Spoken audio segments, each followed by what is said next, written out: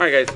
So we just watched a segment on the baths, and they were focused on the Emperor Kalakala. Uh, there were actually two very large baths that were in the vicinity of the central part of Rome. One of them was the Baths of Caracalla. The other one was the Baths of Diocletian. So let's take a look at some of the sort of components of them. So as you saw in the video, the baths were something that had existed in the Roman Empire for centuries prior to Caracalla sort of building the Baths of Caracalla, his crowning achievement. One of the things about them is that they were intended for the general citizenry. So if you were a Roman citizen, it implied that you had certain rights, right? Same as being an American citizen gives you certain rights. And one of the things that the citizenry sort of had is that they were free men. They weren't slaves. And so they participated in commerce, they had jobs, they spent money. And part of where they spent their money would be, in the bath complexes. It was I guess in some ways, it would be sort of like going to the mall for some people today, right? I don't go to malls, but that's sort of what might work for you. So the key thing to the baths were this sort of variation in temperature of the rooms and the pools. Okay, so the Roman bath to the Romans was called a thermae. All right, that was their name for the baths. We'll use the common phrase bath so that we understand what it is. But essentially, it was like a spa, right? It had a whole series of different sort of spaces for for the human body. So parts of the baths included the apoditerium, which was the changing room, a frigidarium, which was a cool, unheated room, a tepidarium, which was sort of an in-between room. It was heated, but it wasn't super hot, and a caldarium, which was the hot room. The idea between these three rooms that you're looking at here is that you wouldn't walk straight into the hot room. You would spend some time sort of acclimating, talking to people. Then you would move into a warmer room, right? Spend some time there, let your body acclimate to that, and then finally walk into the hottest room. There were another component of the bathhouse was the natatio. I believe the T-I-O is pronounced cho. So the natatio and the palestra, which was the outdoor exercise court. Beneath all of that was those furnaces, which were called the hypocausts, and those things were operated by essentially slaves. So the rooms had furnaces directly beneath the floors, and so the floor would get heated by the thing, and there were flues that went through the walls that allowed the heat to rise and heat the walls, and that's how the rooms were heated. There were also furnaces that were designed for heating water, as you saw in the video. So as I mentioned, there's the two different baths that were sort of at the height of this whole notion of building these public baths were the Baths of Diocletian and Caracalla.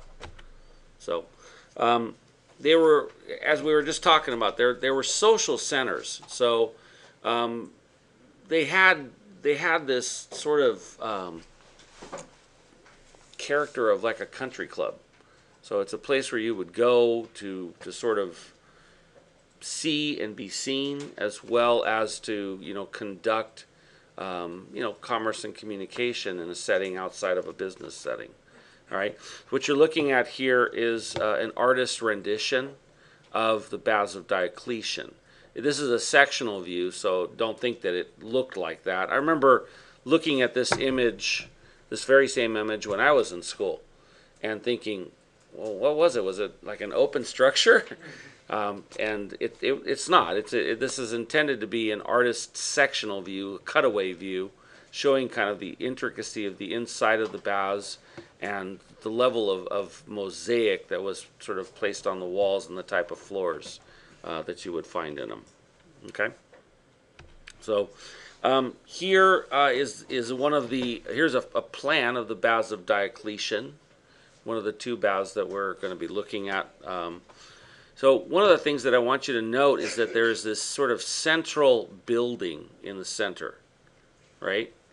And it sits inside of a walled complex. So this outer component, right, is this sort of wall that defines the compound, and the building sat dead smack in the middle of it. So here is sort of an image of that, of that same model that we've been looking at that's in the museum in Rome.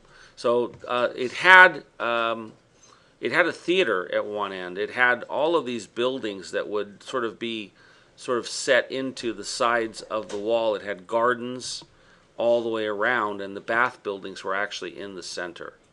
Okay, this was the entrance. This was the frigidarium. If I back up one slide, oops, wrong way, there we go.